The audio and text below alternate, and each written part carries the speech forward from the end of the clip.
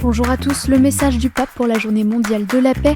Monseigneur Rancia, ordonné évêque de l'éparchie ukrainienne de Saint-Volodymyr le Grand, et le père Gaël Giraud, visé par une enquête canonique pour violences sexuelles. C'est aujourd'hui dans SIC, la sélection de l'info catholique. C'est à une paix désarmée et désarmante qu'appelle le pape Léon XIV dans son message publié ce jeudi pour la 59e journée mondiale de la paix du 1er janvier 2026.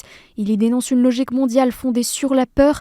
La force dissuasive de la puissance et en particulier celle de la dissuasion nucléaire traduisent l'irrationalité d'un rapport entre les peuples, affirme-t-il. Le pape condamne également l'instrumentalisation religieuse de la violence, qualifiant de forme de blasphème le fait de bénir le nationalisme et de justifier religieusement la violence et la lutte armée.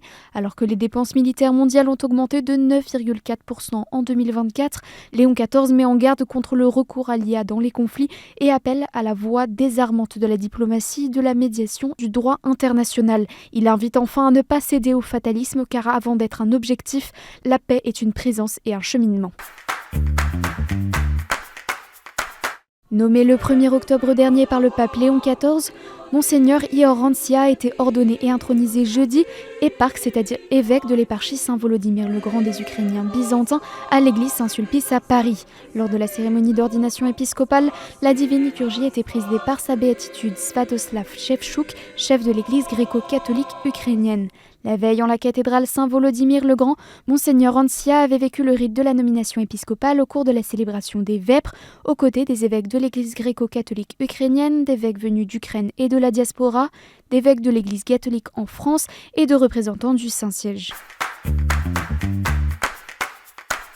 Deniers, quêtes, offrandes de messe, legs, les ressources de l'Église issues du don ont augmenté en 2024, passant de 805 millions d'euros en 2023 à 824 millions d'euros. Des chiffres annoncés par la Conférence des évêques de France qui a présenté ce mercredi les premiers résultats financiers des diocèses pour l'année 2024. Une progression due en particulier à la hausse conséquente de legs et d'offrandes liées à la liturgie. La CEF se réjouit de l'augmentation des dons ces dernières années qui montre un attachement profond à la mission de l'Église, mais s'inquiète aussi d'une tendance préoccupante. Le nombre de donateurs diminue et leur âge moyen aussi entre 65 et 75 ans. Pour transmettre aux nouvelles générations cette culture du don, l'Église souhaite s'adapter aux usages d'aujourd'hui en développant les dons en ligne, les paniers connectés et des campagnes de dons.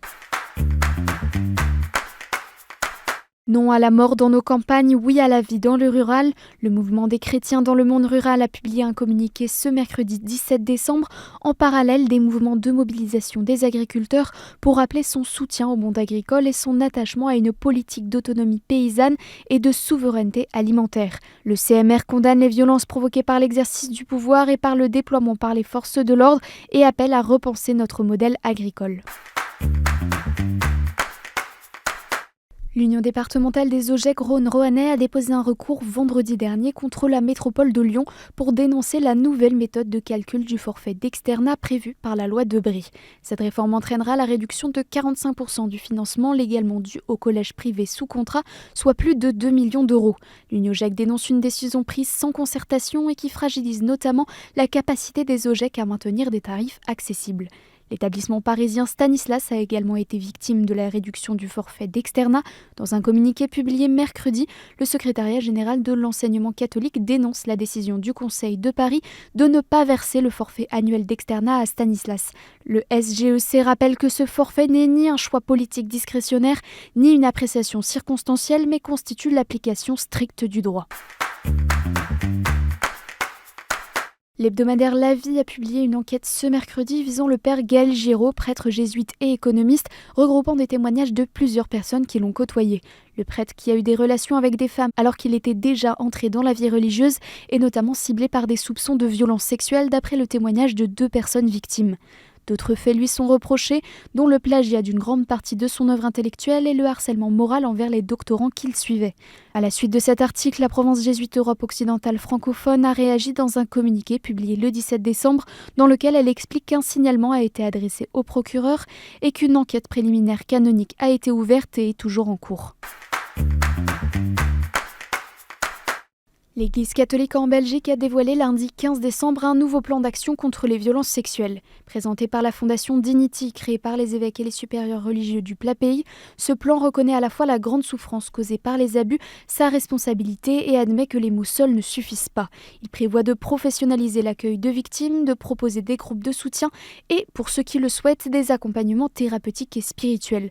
Pour améliorer la prévention, tous les collaborateurs et bénévoles au sein de l'Église devront suivre une formation obligatoire et une commission nationale présidée par l'ancienne ministre Céline Frémaux assurera la mise en œuvre, le suivi et l'évaluation du plan dans une logique de tolérance zéro et de transparence maximale. Et en bref, le père Nicolas Poteau a été nommé comme nouveau provincial d'Europe des Augustins de l'Assomption mardi pour une durée de 3 ans à partir du 1er janvier 2026. Il prend la suite du père Fabien Lejeune, ordonné la semaine dernière évêque de Namur en Belgique. Le pape Léon XIV a nommé hier Monseigneur Ronald Hicks, nouvel archevêque de New York aux États-Unis. Il succède au cardinal Timothy Dolan qui a présenté sa démission à l'âge de 75 ans. Et on termine avec les images de la place Saint-Pierre dont le sapin et la crèche ont été inaugurés lundi soir.